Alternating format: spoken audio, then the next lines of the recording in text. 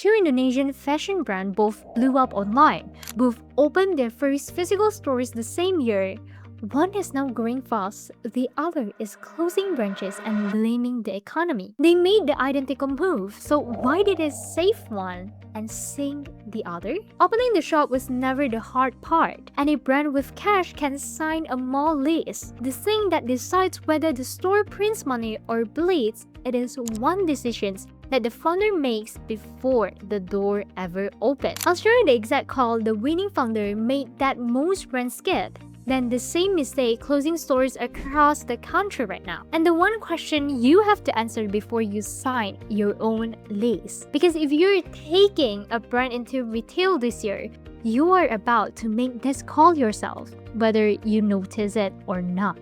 First, why this is even happening.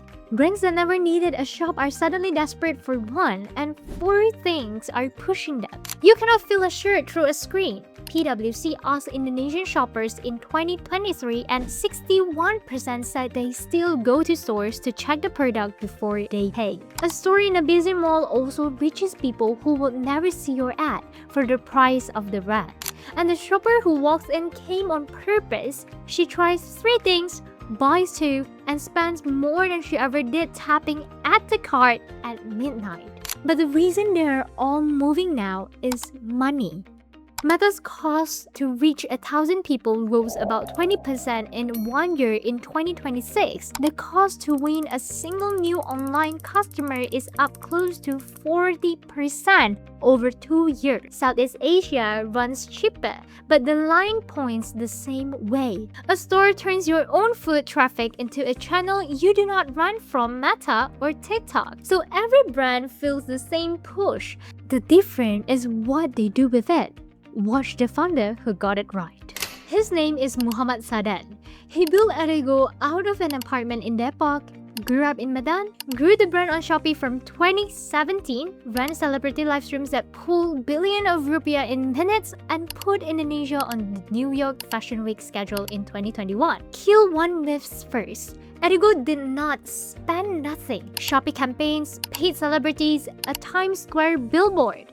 The reach was bought. Here's the call I promise you. Then he opened physical store and he did not chase the biggest cities.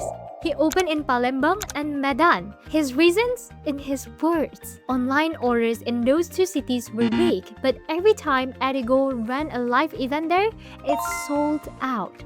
The demand was real. His app just could not see it. He read the customer, then built the store where he already was. In 2024, he scaled it. The neighborhood store in Pamulang, product counters inside about 40 Ramayana department stores, pushed toward 200 offline points for Ramadan. That is the call. Read the shopper first, then build the store around what you find. Now watch what happens when the brand skips it. This is the far more common version, and it is happening across the country as you watch. A brand gets hot online, signs a lease, open the door, same move as Erigo from the outside. Here is what you cannot see from the street. The app does not know the walk-in, the till does not know the app. A shopper buys a dress online in March, walks into the same store in June, buys 2 more, and the brand counts 2 strangers.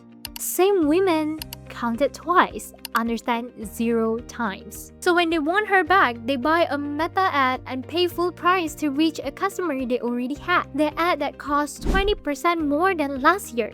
That is the trap. The store was supposed to escape the rising cost of ads. Instead, it became a second expensive way to meet strangers because nothing connects the shop to the app. A monthly sales report says the store did fine. It never tells you the woman at the register in June is the one who bought online in March. By the time that shows up, it is a number you hate on the lease you still owe. So both brands open a store.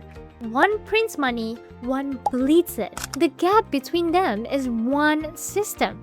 And I'll show you exactly what it does. The winning brand does not have a nicer store. It has one profile that follows the shopper across both sides. Miss this, and the click and collect, the returns, the loyalty, none of it works. Get it right, and here is what you actually get. One record that knows what she bought online and what she tried on in person. Click and collect. So the app sends her to the shop and the shop closes the sale. Returns that do not punish her for buying on the wrong channel. A shelf that never says sold out because staff can order it from the warehouse while she is standing there. That shopper comes back on her own instead of one you rebuy from TikTok every quarter.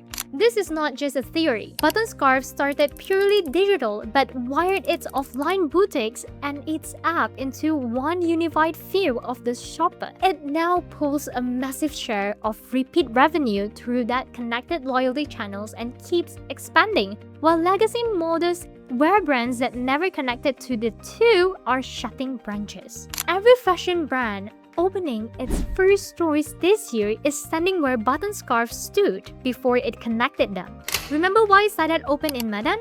Not a hunch. His own numbers told him people there wanted the brand in person. That is the whole difference.